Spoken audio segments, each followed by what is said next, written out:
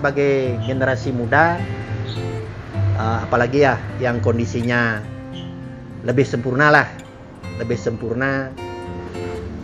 dalam artian kaki masih sehat, bisa kesana kesini, kita harus tetap semangat dalam apapun yang kita kerjakan, apapun yang kita lakukan, usahakan, yang penting itu sudah positif, pasti akan ada hasilnya, karena orang bilang usaha itu tak mungkin mengkhianati hasil.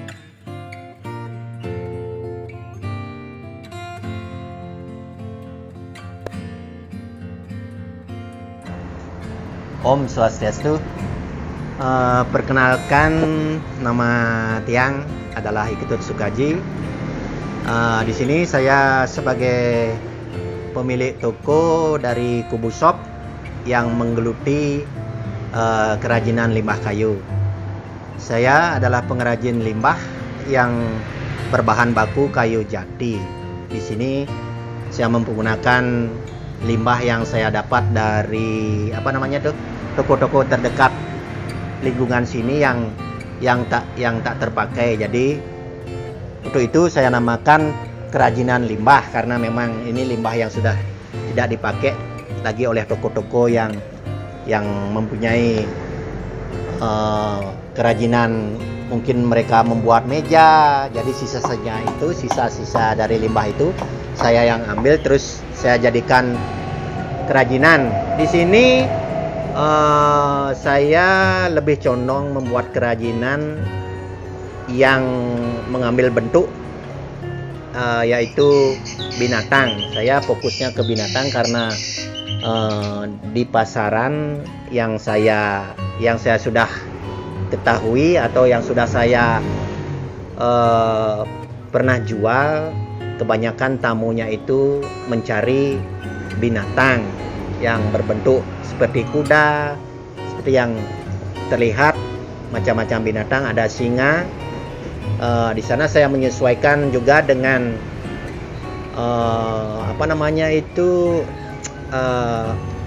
keinginan tamu. Jadi terkadang tamu itu sudah membawa gambar dari rumahnya, terus dikasih tunjuk ke kita, apakah kamu bisa bikin yang seperti ini. Nah, dari sana kita belajar, terutama dari sana saya tahu bahwa tamu itu condongnya memilih ke binatang gitu. Jadi sebagian besar kerajinan yang saya buat berbentuk binatang. Di samping itu saya juga mempunyai ide-ide yang lain. Kadang kalau ada waktu senggang, tidak ada order, saya membuat kerajinan yang lain berupa driftwood lah, kayu-kayu erosi. Saya bikinin stand biar ada campurannya, tapi condongnya saya cenderung memilih untuk membuat animal sculpture seperti ini, yaitu berbentuk binatang. Awal mula saya terjun di dunia ini kurang lebih tahun 2006. Semenjak saya mengalami sebuah eksiden, yaitu kecelakaan. Sebelumnya saya sempat bekerja dulunya di sebuah perusahaan di Kuta, yaitu di Hotel Bakung Sari. Semenjak mengalami kecelakaan, saya harus memakai kursi roda seperti ini. Jadi mau tidak mau saya harus tetap berusaha ya. Namanya juga kita masih mempunyai keinginan, mempunyai niat untuk berusaha, walaupun bagaimanapun keadaannya, saya tetap melakukan sesuatu yang bisa saya kerjakan.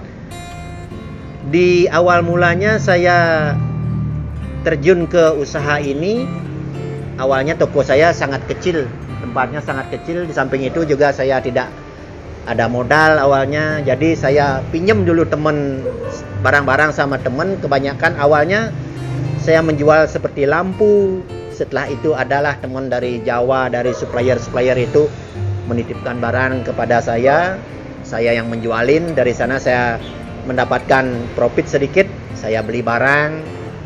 Setelah itu adalah supplier dari Jawa. Awalnya ini dari Jawa, mereka bawa sebuah kuda yang berbentuk patung kuda awalnya dulu. Dari sana saya lihat ini kok bahannya limbah gitu. Maka daripada itu Di samping itu di sini juga toko banyak yang menawarkan limbah-limbahnya kepada saya karena mereka, oh ini dari limbah Pak Tut, saya di toko saya ada, kalau mau cobalah ambil aja sana, bikin sesuatu. Dari sana saya awal mulanya saya ikut mencoba membuat kerajinan seperti ini dan sampai sekarang bisa berjalan seperti itu. Untuk pangsa pasarnya kebanyakan sih dari Eropa, dari luar. Kalau untuk kita lokal ini adalah beberapa tapi jarang, kecuali untuk mereka desain pila di sini kan banyak. Kita area Denpasar di Bali ini kan banyak pila, jadi view mereka untuk yang mungkin seni mereka untuk menghias di kebun ataupun di depan teras, mereka ada yang memesan kadang kuda, kadang seperti kemarin saya ngirim banteng ke Canggu.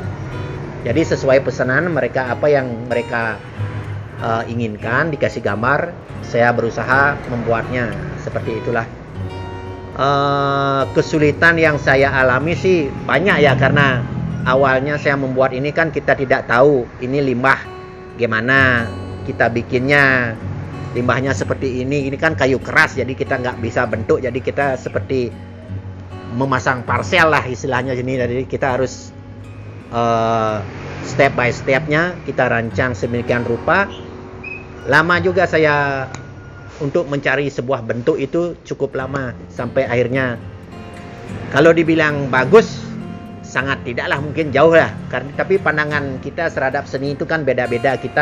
Saya bilang oh ini hasil saya sudah semaksimal mungkin lah. Mungkin di mata tamu bisa beda. Mereka kadang tamu itu kita sudah bikin detail seperti ini, mereka maunya abstrak yang nggak ada bola matanya, pokoknya yang jarang-jarang itu. Makanya di sana saya mengetahui bahwa pandangan terhadap suatu barang seseni itu sangatlah berbeda-beda, terutama di mata tamu, karena kita bikin yang detail, mereka mintanya yang dari akar, yang jarang-jarang, yang penting menyerupai. Kalau kuda itu menyerupai kuda, biarpun nggak ada matanya, cuma kayunya bolong begitu ya. Di sana saya juga belajar, kadang saya membuat suatu yang abstrak tapi mengambil bentuknya saja, mengambil sesuai dengan ukurannya, itu yang kadang saya buat juga.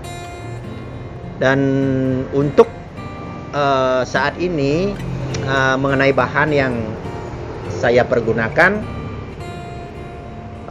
sebagian saya ambil dari Jawa, yaitu untuk membuat rangkanya itu kan dari akar jati. Jadi saya di sini sudah tidak ada yang jual, kecuali limbah-limbahnya seperti ini masih bisa saya dapat di sini. Untuk membuat rangka dari akarnya saya kadang mesennya di Jawa. Sampai saat ini sih masih Sungkaro masih ada yang bisa mensuplai yang seperti itu.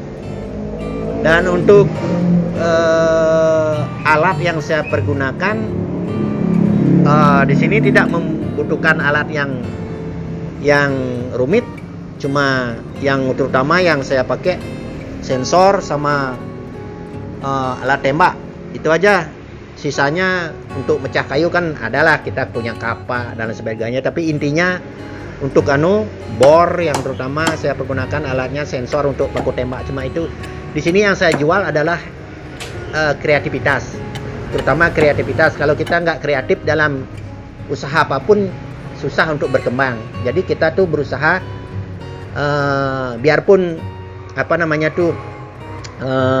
di tempat lain ada yang mungkin sekarang ngebum jualannya laris seperti apa, saya tetap kukuh dengan usaha saya dan dengan kreativitas saya membuat sesuatu tuh biar kelihatan beda, nggak monoton terus. Di sana kita ada seperti kuda kan, biasanya kuda kaki 4 di bawah, saya kadang bikin yang standing, itu prosesnya juga lebih lama. Yang itu kreativitas kita terutama untuk membuat sesuatu barang itu yang dipentingkan. Jadi kita tuh harus tetap punya ide-ide perpaduannya yang cocok ya untuk barang berikutnya, biar nggak monoton kita buat kuda aja terus. Makanya seperti kemarin ada tamu dari Sumbawa itu, mereka pesan binatang laut istilahnya, seperti kura-kura saya dimintain. gurita, ada juga ikan yang digantung. Nah, dari sana saya belajar lagi, saya cari detail.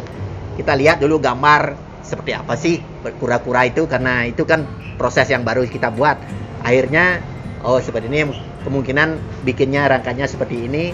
Terus saya coba dan ya Sungkaro tamunya sukalah, dibilang oke, bagus, nanti saya ke sana ambil. Untuk pengerjaan sebuah hasil karya patung itu sendiri, itu sesuai dengan besar kecilnya barang itu. Umpamanya saya membuat kuda, tamunya minta kuda besar lah. Kalau dulu dari awal pembuatan mungkin agak lama, karena kita baru awal mula bikin itu kan, jadi bingung ini jadi ukuran berapa ya kalau kita bikin segini. Tapi untuk sekarang karena saya sudah setiap hari kita belajar, jadi saya bisa target waktu untuk sebuah kuda yang besar itu paling maksimal lah 2 minggu. Itu saya kadang kasih tamu, soalnya tamu kalau datang belanja berapa lama kamu bisa kerjain, karena kontainer saya sudah ready gitu. Saya bilang kasih saya minimal 2 minggu, lebih lama lebih bagus kan begitu, karena kita kerjanya juga nggak diburu-buru, jadi detail itu kita dapat. Kalau barang begini dikerjain buru-buru, jadi hasilnya juga nggak akan bagus gitu. Karena seni itu kan dari hati, saya rasa. Kalau hati kita nggak mood, atau mungkin kita nggak lagi ada sesuatu yang di pikiran, jadi bisa aja lama pengerjaannya gitu. Kalau udah dapat moodnya, ini dapat ketemu, jadinya nggak gampang gitu. Dan untuk yang membantu saya bekerja, karena kondisi saya total saya kerja dari kursi istilahnya. Saya dibantu, kadang saya cari brilian gitu untuk memecah kayu, untuk prepare material itu saya kadang nyari orang-orang yang libur hari Minggu saya ajak. Kalau untuk mengerjakan langsung, membuat bentuk dan ukuran saya kerjakan sendiri. Tetapi kalau barang itu besar, saya cari seseorang untuk bantu saya. Mungkin karena saya tidak bisa mencapaikan ke terlalu tinggi, mungkin kepala kuda saya bikin dulu di bawah, kepalanya udah jadi. Saya cari seseorang untuk dia pasang sana, terus saya arahin dari bawah, ini pasang di sana, ini tembak sana.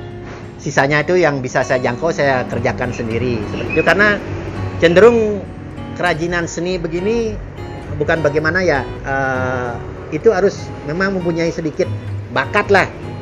Ada talent kita tersendiri di samping kemauan yang keras. Kalau kita memang ada niat, harus belajar kan begitu, biar jadi mampu gitu.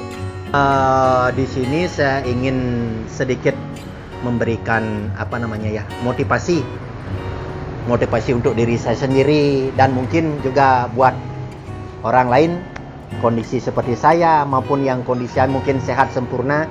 Kita harus tekun. Di samping itu kita harus memotivasi diri sendiri, harus tetap kreatif.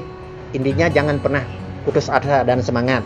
Orang bilang kalau kita sudah putus asa, itu udah sebuah akhir namanya itu. Karena dalam hidup ini bagaimanapun kondisi kita, seperti saya seperti ini, saya tetap berusaha memberikan motivasi kepada teman-teman yang mungkin lebih sehat dari saya, lebih mampu dari saya bisa seperti ini, apalagi mereka, apalagi teman-teman yang lain kan pasti lebih mampu dari saya. Kembali kepada awal ini, semua ini saya dapat ya, mesin-mesin ini pemberian dari orang lain yang tiba-tiba katanya mereka itu sudah lewat, kepingin mereka berhenti balik ke sini dan menawarkan saya ada bantuan Pak Tut dari Jakarta, saya bisa bantu untuk UKM seperti ini. Nah, itu kan seperti saya bilang, campur tangan itu Tuhan itu pasti ada. Tuhan tidak akan meninggalkan kita selagi kita masih ingat sama Tuhan, meminta pertolongan Tuhan dalam kondisi apapun. Bagi saya, kejadian musibah seperti ini saya anggap ini bukan sebuah akhir dari kehidupan saya, bukan. Bahkan ini menjadi penyemangat saya. Memang siapa sih yang berharap dapat musibah ataupun kondisi yang tidak baik, kan tidak ada. Doa pun tidak akan pernah kita berdoa biar mendapatkan musibah atau hal. Tapi memang mungkin karma yang membuat kita seperti ini. Rupanya saya seperti ini ya, saya harus terima dengan lapang dada, berbesar hati, move on gitu. Kata orang bilang kan begitu, kita harus bersyukur masih bisa diberi napas oleh Tuhan, tangan masih bisa digerakkan. Mungkin mohon maaf ini ada yang lebih buruk kondisinya daripada saya, itu yang saya menjadi motivasi saya, sehingga saya tetap semangat. Apa yang bisa saya kerjakan, yang penting itu hal yang baik, tidak merugikan orang lain, saya tetap kerjakan semaksimal mungkin. Intinya itu, mudah-mudahan anak-anak muda yang saya tahu, anak-anak muda di Bali ini kan semua kreatif, semua pintar-pintar, tinggal kita menuangkan dalam sebuah usaha yang tekun, saya akan membuahkan hasil.